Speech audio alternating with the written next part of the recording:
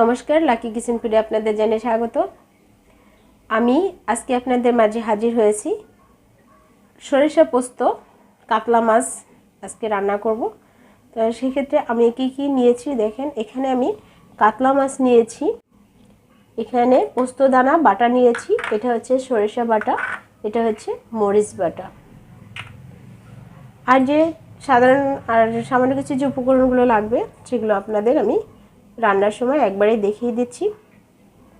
তো বন্ধুরা, আমি সরিষা এবং পোস্ত আর কাঁচামরিচ বাটাটা এটা আমি একসাথে মিশিয়ে নেব।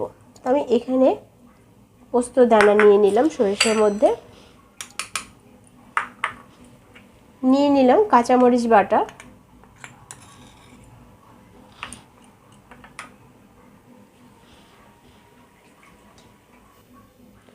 তো বন্ধুরা এখানে কাঁচামরিচ বাটা, পোস্ত দানা আর সরিষা এইগুলো সবগুলো একসাথে একটু মিশিয়ে নেব। একটু জল দিয়ে দেব।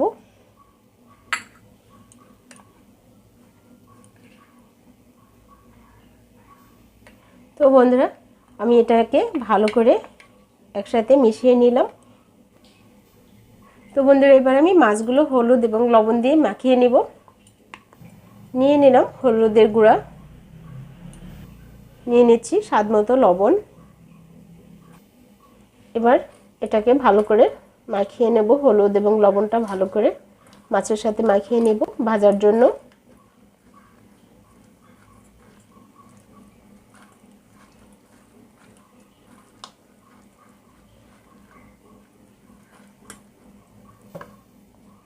তো বন্ধুরা আমি মাছ ভাজার সময় সাধারণত একটু মরিচ দিয়ে থাকি, তো আজকে আমি যেহেতু সরিষা পোস্ত কাতলা করব সেক্ষেত্রে আজকে আমি শুকনো মরিচটা দিব না।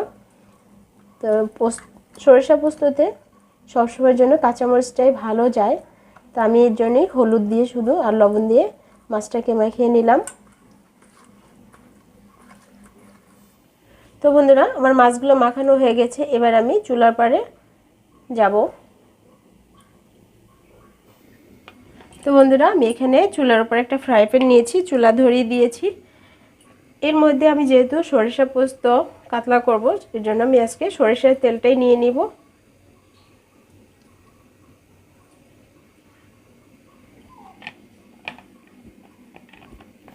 তো বন্ধুরা আমার তেলটা গরম হয়ে গেছে। তেল মাছ ভাজার সময় অবশ্যই ভালো গরম হলে ভালো হয়। তো আমি এক এক করে মাছগুলো এবার ছেড়ে দিব।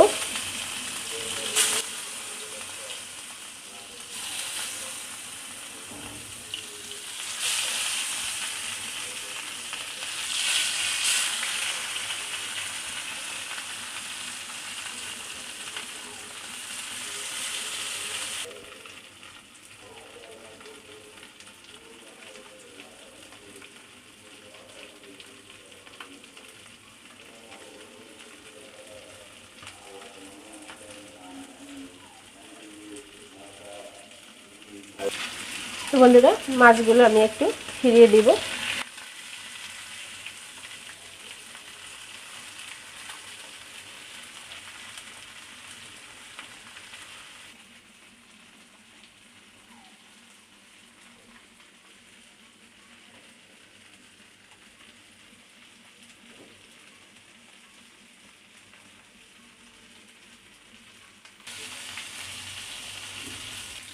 তো বন্ধুরা আমার মাছ ভাজা হয়ে গেছে, এবার আমি এগুলোকে উঠিয়ে নেব।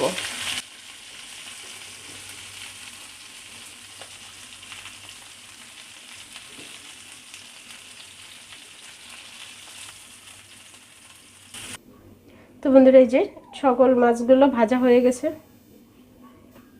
বন্ধুরা মাছ ভাজার যে তেল রয়েছে এটার মধ্যে এই যে কালো জিরে একটু ফোড়ন দিয়ে দেব।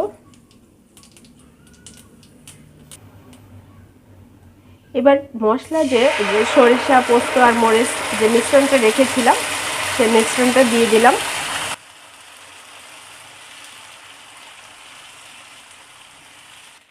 এই মিশ্রণের মধ্যে অল্প একটু জল দিয়ে দিব।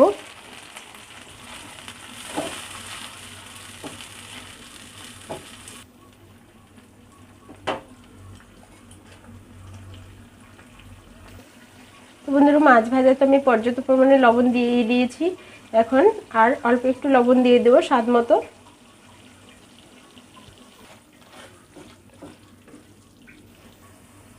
তো বন্ধুরা সরিষার নিজস্ব একটা কালারই থাকে আলাদা, দেখেন হলুদ কত সুন্দর কালার।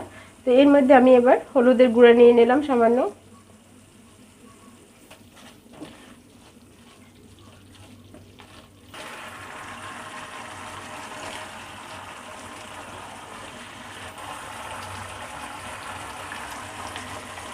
তো বন্ধুরা মশলাটা আমার কষানো হয়ে গেছে, এবার আমি এক এক করে মাছগুলো ছেড়ে দেব।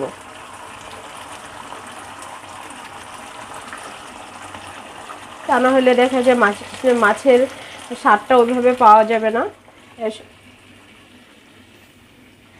যে সরিষা পোস্ত কাতলার জন্য এভাবে করে গরম জলই দিতে হয়। সরিষা দিয়ে কোনো মাছ যদি করা হয় একটু গরম জল দিলেই ভালো হয়। তো বন্ধুরা আপনারা চাইলেও দিতে পারেন, অনেক সময় না দিলেও পারেন। তো আমি একটু গরম জলে দিয়ে দিলাম যাতে মাছের স্বাদটা ভালো থাকে।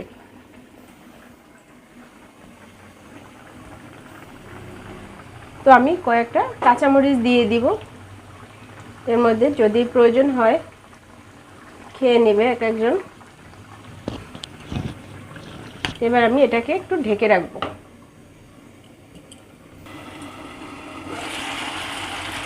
তো বন্ধুরা আমার সরিষা পোস্ত কাতলা প্রায় শেষের দিকে হয়ে আসছে। আমি এর মধ্যে এখন একটু সরিষার তেল কাঁচা দিয়ে দিব।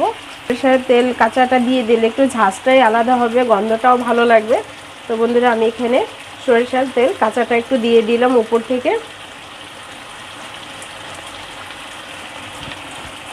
তো বন্ধুরা চুলার আঁচটা একটু কমিয়ে নেব, কমিয়ে আবার একটু ঢেকে রাখবো।